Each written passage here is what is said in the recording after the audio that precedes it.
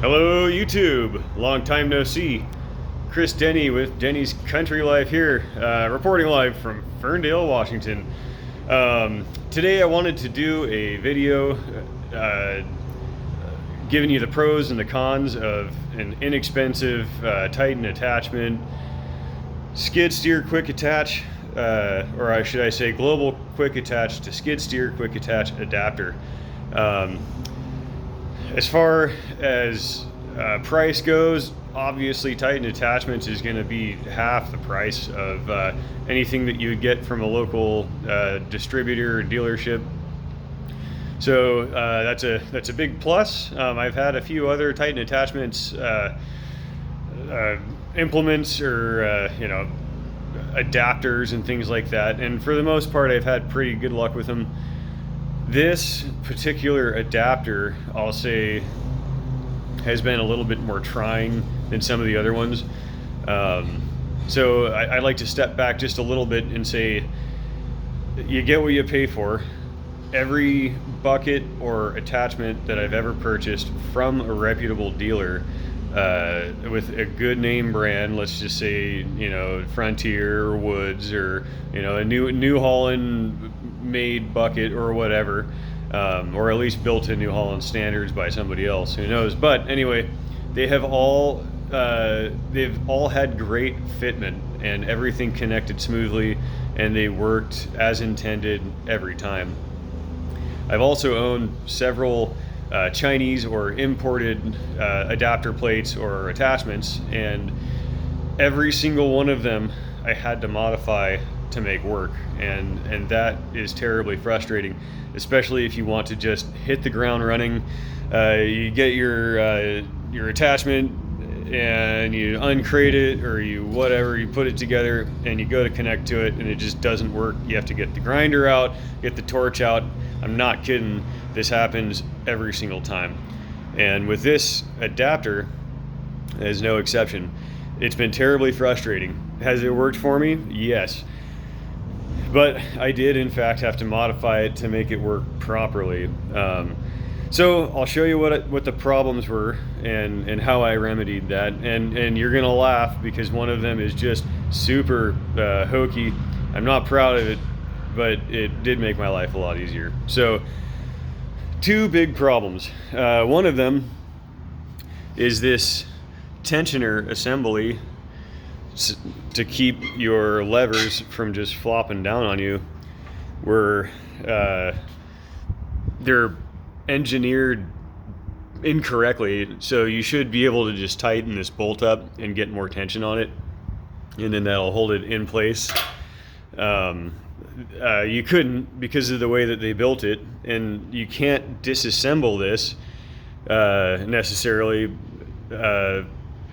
because the pieces, the weldments are they're built in like a sandwich.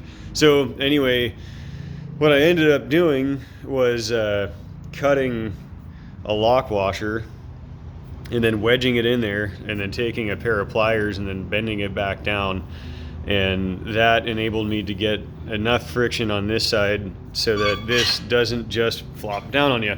So when these do flop down on you and you go to connect to your implement, the pin hits your implement and you can't do anything. A lot of the times you can get it on the top, and then you can pull up on this, and then your implement will fall down in, and then you can lock it in. But if you have a heavy implement, let's just say like a bail squeeze or a grapple or something like that, it's really difficult to do, and it just sucks. So anyway, this side was a little bit different. I did the same thing with the lock washer, and it wasn't enough. So I added this giant washer. It has a 1-inch inner diameter. So this little block it sticks out just a little bit too far. So with the regular lock and flat washer, you tighten it all the way down, there's a little bit of a gap, and it just flops around. So I added that, and it's a little stiff, but it's a whole lot better than having one that doesn't work. And yeah, so anyway, then the next thing was, you can see that I had to notch out that that section of gusset, or whatever you'd call that. I guess it's just part of the weldment, because the notch on the lever that's supposed to go up and over the top of that so that you can fully retract your pin out of the way used to hit that plate. So it would sit like that, and then it would leave your pin sticking out just a little bit, and it made it really difficult to connect and to disconnect it. It would, just that little bit would grab every single time.